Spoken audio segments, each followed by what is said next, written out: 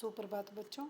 आज हम कक्षा 11 की आरोह पुस्तक के तीसरे अध्याय पथिक, जिसके कवि हैं रामनरेश त्रिपाठी, का अध्ययन करेंगे। सबसे पहले रामनरेश त्रिपाठी का जीवन परिचय। रामनरेश त्रिपाठी जन्म सन 1881, कोयरीपुर, जिला जौनपुर। प्रमुख रचनाएं मिलन, पथिक, स्वप्न और मानसी। मृत्यु सन 1962। रामनरेश त्रिपाठी छायावाद पूर्व की खड़ी बोली के महत्वपूर्ण कवि माने जाते हैं। आरंभिक शिक्षा पूरी करने के बाद स्वाध्याय से हिंदी, अंग्रेजी, बांग्ला और उर्दू का ज्ञान प्राप्त किया। उन्होंने उस समय के कवियों के प्रिय विषय समाज सुधार के स्थान पर रोमांटिक प्रेम को कविता का विषय बनाया। उनकी कविताओं में देश प्रेम और व्यक्तिक प्रेम दोनों मौजूद हैं, लेकिन देश प्रेम को उन्होंने विशेष स्थान दिया गया है। कविता कौमुदी में उन्होंने हिंदी, उर्दू, बांग्ला और संस्कृत की लोकप्रिय कविताओं का संकलन किया है। इसी के एक खंड में ग्राम गीत संकलित है, जिसे उन्होंने गांव-गांव घूमकर एकत्र किया था। लोक साहित्य के संरक्षण की दृष्टि से हिंदी में यह उनका पहला मौलिक कार्य था। हिंदी में वे बाल साहित्य के जनक माने जाते हैं। उन्होंने कई वर्षों तक बानर नामक बाल पत्रिका का संपादन किया, जिसमें मौलिक और शिक्षाप्रद कहानियां, प्रेरक प्रसंग आदि प्रकाशित होते थे। कविता के अलावा उन्होंने नाटक, उपन्यास, आलोचना, संस्मरण आदि अन्य विधाओं में भी रचनाएं की हैं। प्रस्तुत अंश पथिक शीर्षक खंड काव्य के पहले सर्ग से लिया गया है। इस दुनिया के दुखों से विरक्त काव्य नायक पथिक प्रकृति के सौंदर्य पर मुग्ध होकर वहीं बसना चाहता है। यहाँ किसी साधुजन द्वारा संदेश ग्रहण करके वह देश सेवा का व्रत लेता है। राजा द्वारा उसे मृत्युदंड मिलता है, परंतु उसकी कीर्ति समाज में बनी रहती है। सागर के किनारे खड़ा पथिक उसके सौंदर्य पर मुग्ध है। प्रकृति के इस अद्भुत सौंदर्य को वो मधुर, मनोहर, उज्जवल प्रेम कहानी की तरह पाना चाहता है। प्रकृति के प्रति पथिक का यह प्रेम उसे अपनी पत्नी के प्रेम से दूर ले जाता है। स्वच्छंदतावादी इस रचना में प्रेम, भाषा और कल्पना का अद्भुत संयोग मिलता है। पथिक प्रतिक्षण नूतन वेश बनाकर रंग बिरंग निराला, रवि के सम्मुख थिरक रही है नभ में वारिद माला। इसमें प्रकृति का बहुत ही सुंदर वर्णन किया है बच्चों कवि ने। प्रतिक्षण, प्रतिक्षण का मतलब होता है प्रत्येक क्षण, प्रत्येक पल। नूतन, नूतन का मतलब होता है नया। वेश, वेश यानी वेशभूषा। रंग बिरंगा, निराला, निराला यानी अनोखा। कि प्रत्येक क्षण जो है प्रकृति नए नए वेश बनाकर, रंग बिरंगे और सुंदर वेश बनाकर हमारे सामने आ रही है। रवि के सम्मुख थिरक रही है नभ में वारिद माला। रवि, रवि यानी सूर्य। सम्मुख का मतलब होता है सामने। थिरक रही है का मतलब नाच रही है। नभ होता है बच्चों आकाश। वारिद माला, वारिद माला यानी बादलों की पंक्ति। कि सूर्य के सामने आकाश में बादलों की पंक्ति जैसे नृत्य कर रही है। नीचे नील समुद्र मनोहर, ऊपर नील गगन है। घन पर बैठ बीच में विचरूं, यही चाहता मन है। नीचे नील समुद्र मनोहर, तो कवि कहता है कि ऊपर आकाश में देखता हूँ तो सूर्य के सामने आकाश में जैसे बादलों की माला नृत्य करती हुई दिखाई दे रही है। और जब नीचे देखता हूँ तो नीचे नील समुद्र मनोहर, मनोहर का मतलब होता है बच्चों सुंदर।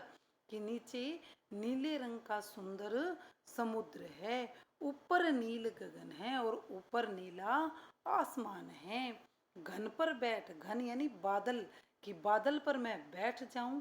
बीच में विचरूं, विचरूं यानी विचरण करूं और इस समुद्र और आकाश के बीच में मैं विचरण करूं, यही चाहता मन है। ये मेरा मन ऐसा करना चाहता है। देखो प्रकृति के कितना सुंदर वर्णन जो है कवि कर रहा है कि प्रत्येक क्षण प्रकृति सुंदर सुंदर वेश बनाकर हमारे सामने आ रही है।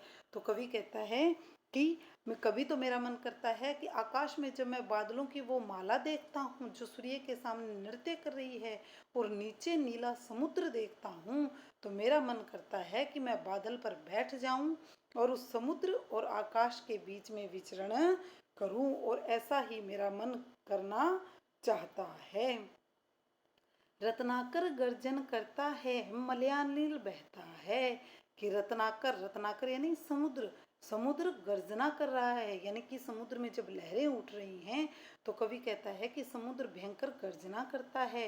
मलयानिल, मलयानिल यानी मलयाचल, और अनिल यानी हवा, कि मलयाचल पर्वत से जो हवा आ रही है वो हवा बहुत ही ठंडी ठंडी शीतल हवा आ रही है। हरदम यह हौसला हृदय में प्रिय भरा रहता है, और मेरे हृदय में, हे प्रिय, हे प्रिय, मेरे हृदय में सदैव ये हौसला, यही मेरे प्रकृति के प्रति जो मेरे मन में अनुराग है, प्रेम है, वो निरंतर भरा रहता है। इस विशाल विस्तृत महिमा में रत्नाकर के घर के कोने कोने में लहरों पर बैठ फिरूं जी भर के। कि मेरा मन क्या करता है कि ये जो विशाल और विस्तृत बहुत दूर दूर तक जो फैला हुआ महिमा में, यानी अनेक प्रकार की महिमाओं से युक्त रत्नाकर यानी समुद्र, ये जो समुद्र है इसके घर के कोने कोने में, कि मैं इसके प्रत्येक कोने कोने में इसकी लहरों पर बैठकर विचरण करने का मेरा मन करता है। कि ये जो बहुत बड़ा रत्नाकर गर्जना कर रहा है और मलयाचल पर्वत से जो हवा बह रही है, ये मेरे को, मुझे जो है एक प्रकृति के प्रति मेरे मन में एक एहसास, एक प्रेम भावना सदैव पर पैदा करते रहते हैं। और मेरा मन करता है कि इसमें बहुत बड़े समुद्र, विशाल समुद्र के प्रत्येक कोने कोने में इसकी लहरों पर बैठकर विचरण करूं। अब जब तक मेरा मन ना भरे तब तक मैं इस पर विचरण करता रहूं। निकल रहा है जलनिधि तल पर दिनकर बिंब अधूरा, कमला के कंचन मंदिर का मानो कांत कंगूरा।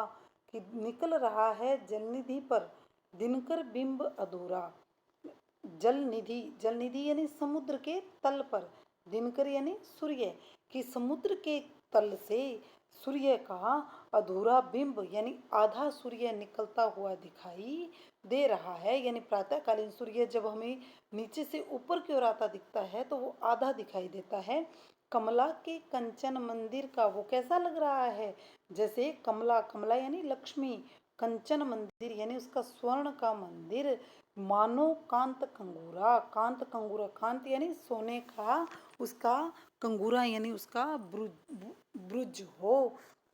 कि समुद्र के तल पर सूर्य का अधूरा प्रतिबिंब ऐसा लग रहा है जैसे लक्ष्मी के सोने के मंदिर पर कोई जैसे कंगूरा जड़ दिया हो, ऐसा लग रहा है जैसे कोई कंगूरा जड़ दिया हो। तो यहाँ पर वो तुलना कर रहा है, तो उत्प्रेक्षा अलंकार है।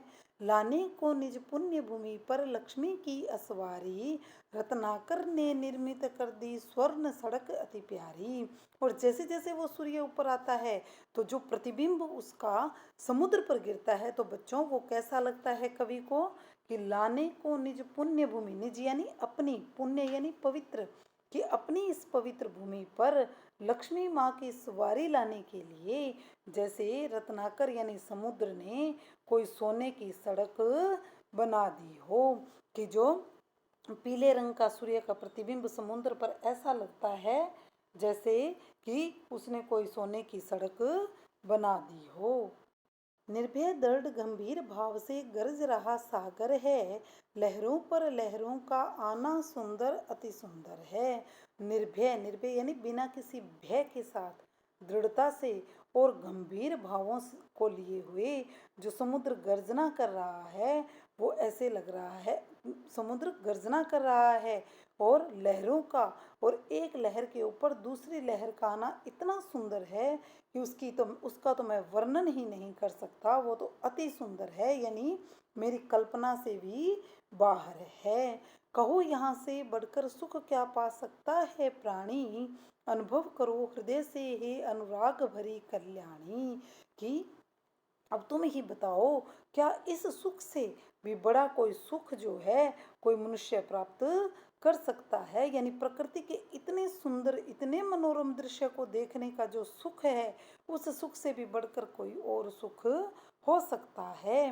हे अनुराग, अनुराग यानी प्रेम से भरी हुई प्रियतमा, तुम इसको हृदय से अनुभव करो कि इसको, ये जो प्रकृति का सौंदर्य है, इसको तुम यदि हृदय से अनुभव करोगी तो तुम्हें पता लगेगा कि इस सुख से बढ़कर मनुष्य के जीवन में कोई दूसरा सुख हो ही नहीं सकता है।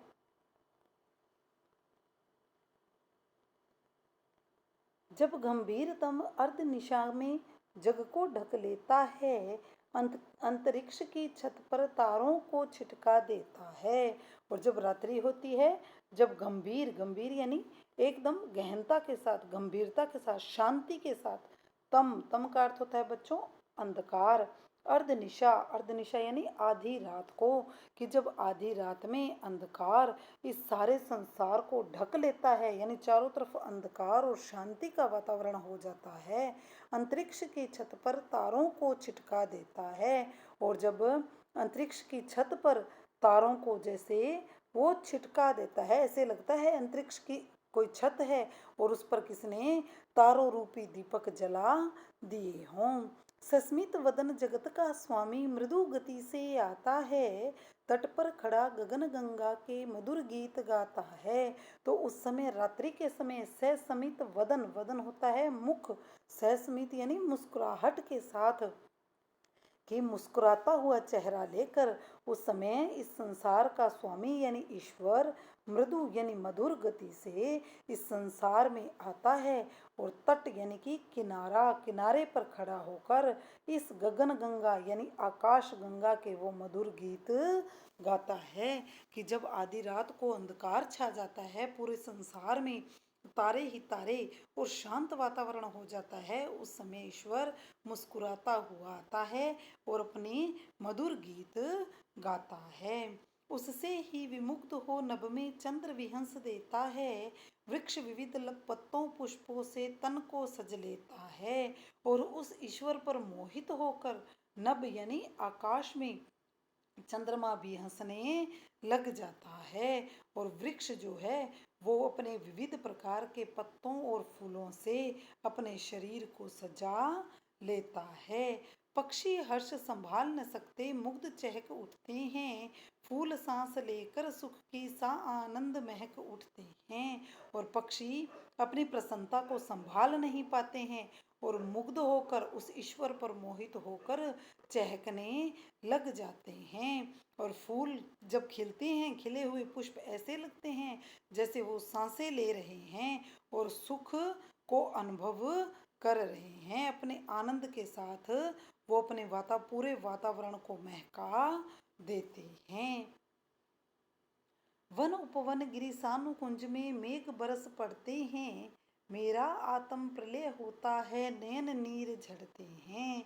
कि वन, उपवन और गिरी यानी पर्वत, सानु कुंज और जो लताएं और पुष्प के समूह हैं, में मेघ उन पर बादल बरसने लग जाते हैं, मेरा आत्म प्रलय होता है। इस प्रकृति के रूप सौंदर्य को देखकर मेरे भी आत्मा में एक तरह से प्रलय होने लग जाता है, यानी विभिन्न प्रकार के विचार, विभिन्न कल्पनाएं उठने लग जाती हैं और आंखों से आंसू झरने लग जाते हैं।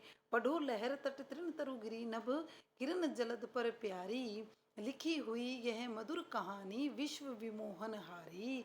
कि अब तुम इस मेरी इन लहरों पर, तट यानी किनारा, तृण यानी तिनका, तरु यानी कि वृक्ष, गिरी यानी पर्वत, नभ आकाश, किरणें सूर्य और चंद्रमा की किरणें, जलद यानी बादल। तो कवि कहता है कि जब मैं इन सब चीजों को देखता हूँ, प्रकृति के रूप सौंदर्य को देखता हूँ, तो मेरी आत्मा में प्रलय यानी मेरे मेरे अंदर भी विभिन्न कल्पनाएं, विभिन्न विचार उत्पन्न होते हैं और मेरी आंखों से आंसू आने लग जाते हैं। तो अब तुम मेरे द्वारा लहरों, किनारों, तिनकों, वृक्षों, पहाड़ों, आकाश, किरणों पर और बादलों पर जो मैंने ये प्यारी प्यारी पंक्तियां लिखी हैं, इनको तुम पढ़ो। लिखी हुई यह मधुर कहानी विश्व विमोहनहारी।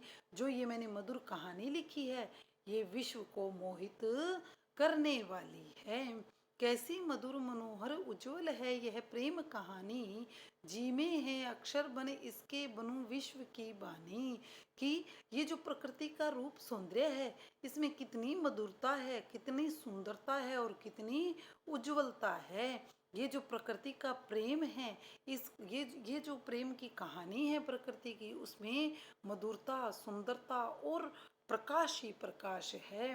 मेरा मन करता है कि मैं अक्षर बन जाऊं और इस विश्व की वाणी बन जाऊं, यानी मैं खुद आवाज बनकर, इस प्रकृति की आवाज बनकर, इस प्रकृति के रूप सौंदर्य को सबके सामने गाऊं। स्थिर पवित्र आनंद प्रवाहित सदा शांति सुखकर है, आह प्रेम का राज्य परम सुंदर अतिशय सुंदर है। स्थिर, ये प्रकृति स्थिर है, पवित्र है, आनंद को प्रवाहित करने वाली है, यानी आनंद ही आनंद देने वाली है। सदा शांति सुखकर है, सदैव शांति और सुख देने वाली है। आहा प्रेम का, कि अरे प्रकृति से प्रेम का जो ये राज्य है, ये बहुत ही सुंदर है, अतिशय यानी सुंदर है, इसका मैं वर्णन भी नहीं कर सकता हूँ। कि जो प्रकृति की प्रेम कहानी है, प्रकृति का रूप सौंदर्य है, उसका मैं वर्णन अपनी कलम के द्वारा करना भी चाहूँ तो उसका मैं पूर्ण रूप से वर्णन नहीं कर सकता हूँ। तो बच्चों, कवि ने इस कविता के माध्यम से प्रकृति के रूप सौंदर्य का वर्णन किया है। धन्यवाद।